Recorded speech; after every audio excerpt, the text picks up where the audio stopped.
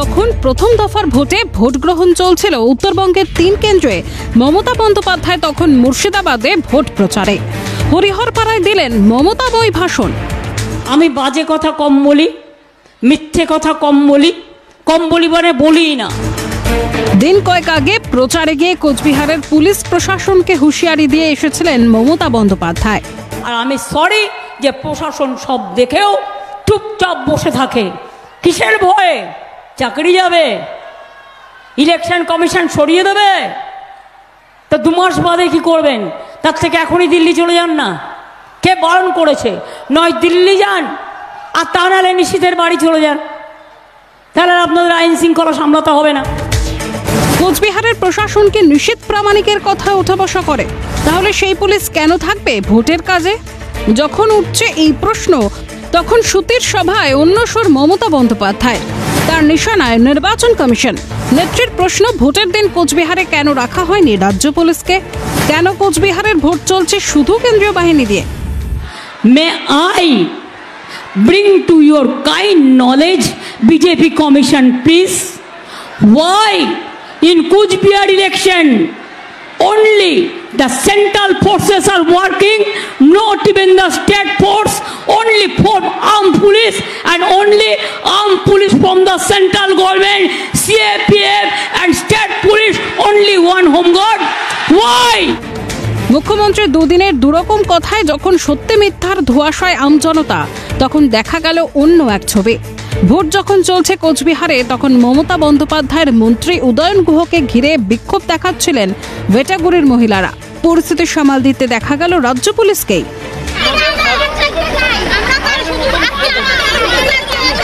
Police ধরে নিয়ে গেছে আজকে, যাকে অনেকদিন ধরে খুঁজছিল, নানা রকম গোলমালের সাথে জড়িত ছিল, পুলিশ অনেকদিন ধরে খুঁজছে।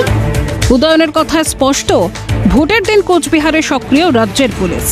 মুখ্যমন্ত্রীর দাবির সঙ্গে মিলছে না তার মন্ত্রীর কথা, মিলছে না ছবিও। সন্দিগ্ধ আম জনতা। কাকে বিশ্বাস করবেন? মিথ্যে না বলা মুখ্যমন্ত্রীকে, নাকি তার মন্ত্রীকে আর চোখে দেখা ছবিকে?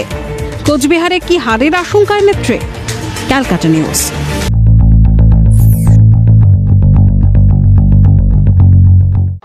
বলছি আমি 7 টাকা বাড়িয়েছি, বলো তোমার 7 টাকা বাড়ানোর দরকার নেই, বলো তোমার 7 টাকা বাড়ানোর দরকার নেই, বলো তোমার 7 টাকা বাড়ানোর দরকার নেই। বিজেপির পোস্ট করা এই ভিডিওতে প্রধানমন্ত্রী নরেন্দ্র মোদীর উদ্দেশ্যে এমনই অসংসদীয় শব্দ ব্যবহার করতে শোনা গেল মুখ্যমন্ত্রী মমতা বন্দ্যোপাধ্যায়ের গলায়। তবে এবারই প্রথম নয়, এর আগে একাধিকবার এ ধরনের কুকথা শোনা গিয়েছিল বাংলার শাসক দলের নেতাদের গলায়। সম্প্রতি বর্ধমান দুর্গাপুরের বিজেপি প্রার্থী দিলীপ ঘোষের মন্তব্য নিয়ে সরগরম হয়েছিল বঙ্গ রাজনীতি। এ নিয়ে নির্বাচন কমিশনের কাছে দরবারও করেছিল ঘাসফুল শিবির। তারপরেও কুকথার রাজনীতি অব্যাহত রাজ্যে। দিলীপ ঘোষের মন্তব্য নিয়ে গেল রব তুলেছিল বাংলার শাসক দল, অথচ সেই দলেরই সর্বোচ্চ নেত্রীর মুখে দেশের প্রধানমন্ত্রী সম্পর্কে আপত্তিকর মন্তব্য করতে শোনা গেল। এটা কি দ্বিচারিতা নয়? রাজ্য প্রশাসনের শীর্ষ পদে আসীন একজন ব্যক্তির মুখে কেন এই ধরনের মন্তব্য? পায়ের তলার মাটি সরে যাওয়ার আশঙ্কা থেকেই কি কুকথা রাজনীতিতে নেমেছেন শাসক দলের নেতারা? এই প্রশ্নই তুলছে ওয়াকিবহল মহল। বিষয়টি নিয়ে সরব হয়েছে পদ্ম শিবির। বিজেপি সাংসদ শ্রমিক ভট্টাচার্যের খোঁচা, সবসময় বাবা বাবা শুনতে শুনতে স্বপ্নের মধ্যে দিয়ে ওই শব্দ বেরিয়ে গিয়েছে। সবাই নরেন্দ্র মোদীকে একদম বাবার স্থানে তুলে গেছে। এই বাবা বাবা বাবা শুনতে শুনতে স্বপ্নের মধ্যে দিয়ে হট করে এটা বেরিয়ে গেছে মুখ দিয়ে। আসলে উনি ওটা বলতে চাননি। বিষয়টি নিয়ে টুইট করেন বিজেপি নেতা তথা আইনজীবী তরুণজ্যোতি তিওয়ারি। সেখানে তিনি লিখেছেন, একজন মহিলা মুখ্যমন্ত্রীর ভাষা এত নিম্নরুচির, জঘন্য, লজ্জা হওয়া উচিত। ক্যামেরায় জ্যাকি সিং এর সঙ্গে প্রতীশ বন্দ্যোপাধ্যায়ের রিপোর্ট, ক্যালকাটা নিউজ।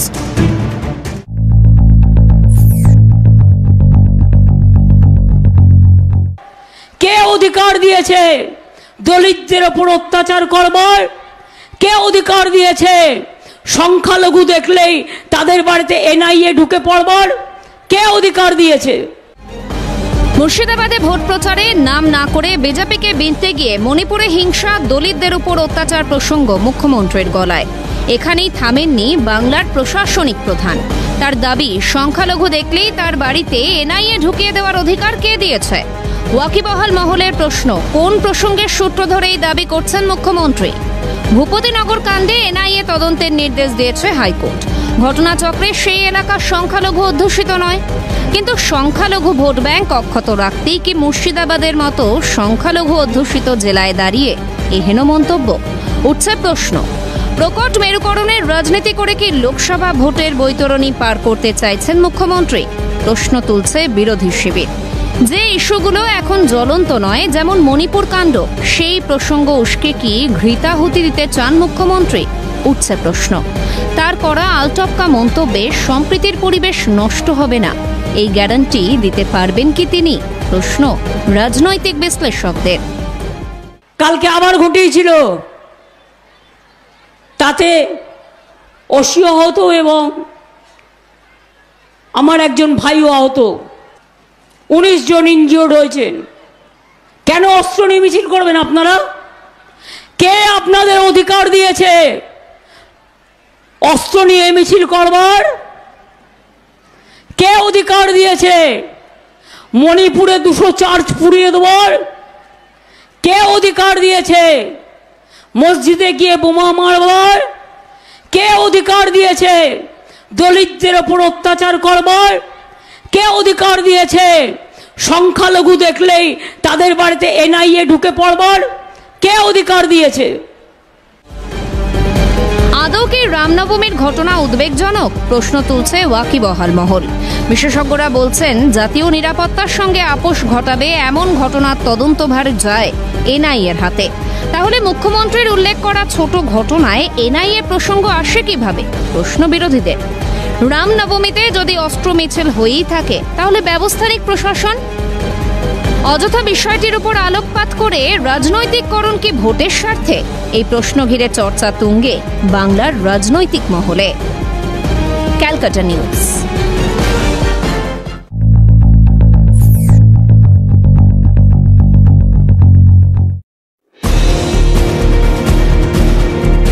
দক্ষিণ কলকাতায় হনুমান জয়ন্তীর পুজোর অনুমতি দিল কলকাতা হাইকোর্ট। নির্দিষ্ট দিনের নির্দিষ্ট সময় পুজো এবং বিসর্জনের শোভাযাত্রা করার নির্দেশ দিলেন বিচারপতি জয় সেনগুপ্ত। কলকাতা পুরসভার 112 নম্বর ওয়ার্ডের বিধানপল্লী এলাকায় অগ্রদূত ক্লাবের উল্টো দিকে শ্রী রামদূত সংঘের পক্ষ থেকে হনুমান জয়ন্তী উৎসব পালনের জন্য অনুমতি চেয়ে আবেদন করা হয় হাইকোর্টে। পুজো ও বিসর্জনের শোভাযাত্রার অনুমতি চেয়ে আবেদন করা হয়। সেই আবেদনে সাড়া দিয়ে আগামী 23 এপ্রিল পুজো এবং 24 তারিখ বিসর্জনের শোভাযাত্রার নির্দেশ দিয়েছেন বিচারপতি জয় সেনগুপ্ত। তবে শান্তিপূর্ণভাবে শর্ত সাপেক্ষে পুজো করার নির্দেশ হাইকোর্টের। অন্যদিকে আগামী 21 এপ্রিল শর্ত সাপেক্ষে দক্ষিণ কলকাতার বিশ্ব হিন্দু পরিষদের রামনবমীর শোভাযাত্রারও অনুমতি দিল কলকাতা হাইকোর্টের বিচারপতি জয় সেনগুপ্তের সিঙ্গল বেঞ্চ।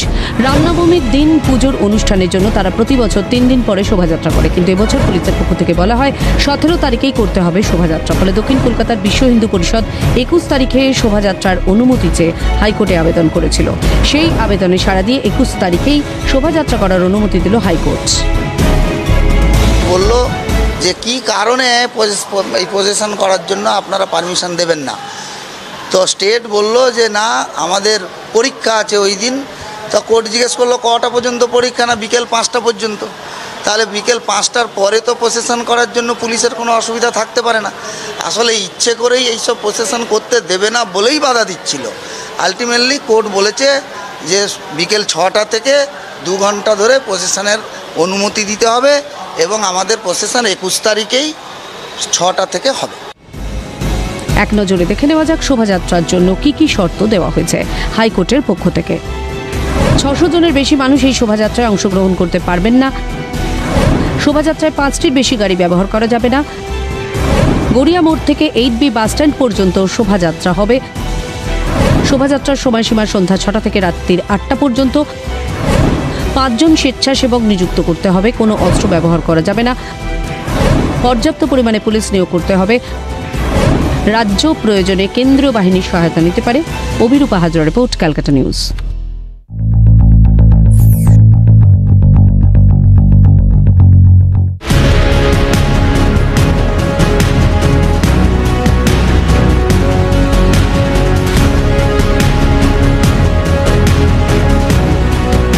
টাটা টাটাকে সিঙ্গুর ক্ষতিপূরণ দেওয়ার মামলায় সরে দাঁড়ালেন বিচারপতি রবি কৃষ্ণন। গত অক্টোবর মাসে সিঙ্গুরের জমি নিয়ে গঠিত আরবিট্রাল ট্রাইব্যুনাল জানিয়ে দেয় টাটা মোটরস সংস্থাকে 765.78 কোটি টাকা ক্ষতিপূরণ দিতে হবে পশ্চিমবঙ্গ সরকারকে। 2016 সালের সেপ্টেম্বর মাস থেকে 11% করে সুদও দিতে হবে ওই টাকার উপর, অর্থাৎ যতদিন রাজ্য সরকার টাটাকে পুরো টাকা না দিচ্ছে ততদিন ওই সুদ দিয়ে যেতে হবে রাজ্যকে। এছাড়াও মামলার খরচ বাবদ রাজ্যকে 1 কোটি টাকা দিতে হবে টাটা গোষ্ঠীকে। সেই নির্দেশকে চ্যালেঞ্জ করে কলকাতা হাইকোর্টে যায় রাজ্য।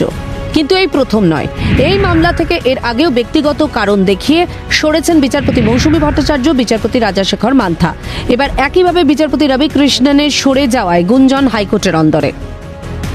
2006 সাল বিধানসভা ভোটে বামেদের বিপুল জয়। মুখ্যমন্ত্রী হন বুদ্ধদেব ভট্টাচার্য।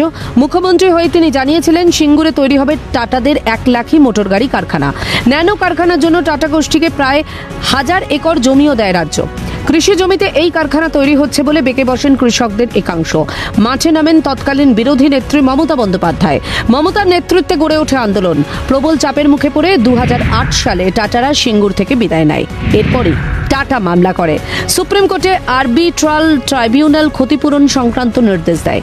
এই রায়কে চ্যালেঞ্জ করে রাজ্য হাইকোর্টে যাওয়ার পর থেকেই এই মামলা থেকে সরে যেতে থাকেন বিচারপতিরা। ফলে পিছিয়ে যাচ্ছে শুনানিও। এখন দেখার বিচারপতি রবি কৃষ্ণন সরে যাওয়ার পর এবার এই মামলার দায়িত্ব কোন বিচারপতি গ্রহণ করেন। অভিরূপা হাজরার রিপোর্ট, ক্যালকাটা নিউজ।